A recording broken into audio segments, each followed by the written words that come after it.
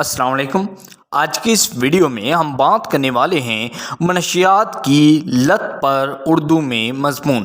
دوستو، اگر آپ نے ابھی تک ہمارا چینل سبسکرائب نہیں کیا، پلیز چینل کو سبسکرائب کریں، اس ویڈیو کو لائک اور شیئر ضرور کریں۔ منشیات کی لت ایک دائمی بیماری ہے جو انسان کے دماغ اور رویے یعنی کہ بیہیویئر کو متاثر کرتی ہے۔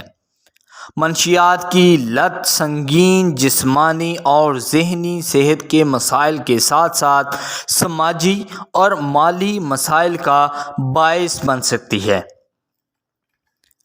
بہت سے عوامل ہیں جو منشیات کی لت میں حصہ ڈال سکتے ہیں، بشمول جینیات یعنی کہ جینز، ماحول یعنی کہ انوائرمنٹ، اور پرسنل ایکسپیرینسز اور ذاتی تجربات۔ کچھ لوگوں کے منشیات کے عادی ہونے کا امکان دوسروں کے مقابلے میں زیادہ ہوتا ہے اور بعض منشیات دوسروں کے مقابلے میں زیادہ نشہ آور ہوتی ہیں۔ منشیات کی لت کے نتائج بہت دور رس ہوتے ہیں۔ یہ ایک فرد کی جسمانی اور ذہنی صحت پر اثر انداز ہوتی ہے، جس سے بیماریاں، علمی خرابی یعنی کہ دماغ کے کوگنیٹو فنکشن میں خرابی اور نفسیاتی عوارض پیدا ہوتے ہیں یعنی کہ سائیکولوجیکل پرابلمز، اور بعد میں سائیکیٹرک پرابلمز بھی ہو جاتے ہیں جیسے کہ ڈپریشن، بائپولر ڈس آرڈر، مینیا، اس طرح کے اور جو بیماریاں ہیں۔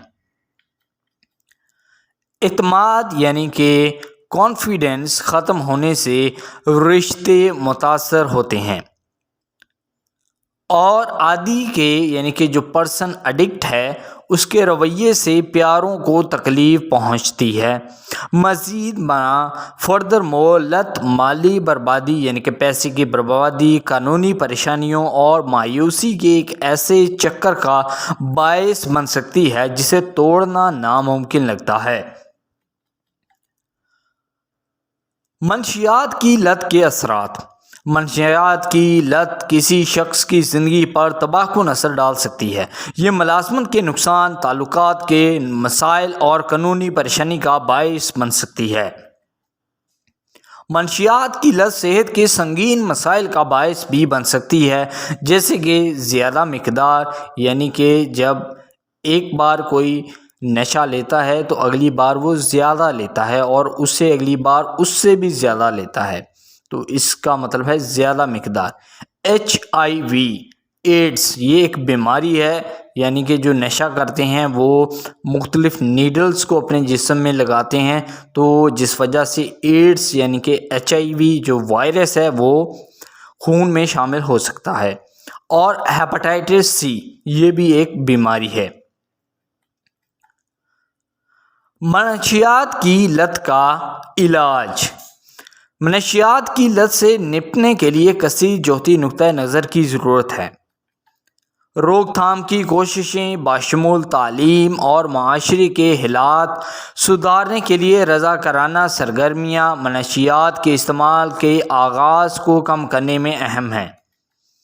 سپورٹ سسٹم جیسے کہ تھراپی، مشاورت اور سپورٹ گروپس بحالی کے عمل میں مدد کر سکتے ہیں۔ منشیات کی لت سے بازیابی۔